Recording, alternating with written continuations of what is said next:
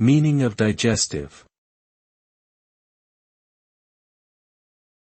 Digestive. Digestive.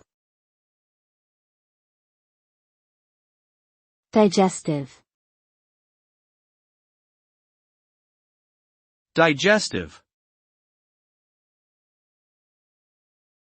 The term digestive refers to the process of breaking down food into smaller molecules that can be absorbed and utilized by the body.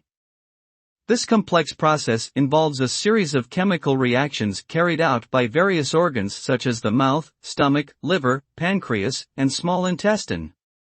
Ultimately, the end result of digestion is the release of nutrients such as carbohydrates, proteins, fats, vitamins, and minerals that are required for energy production and maintenance of bodily functions. Digestion is a critical process for all organisms that consume food, as it enables the body to obtain essential nutrients for survival and growth.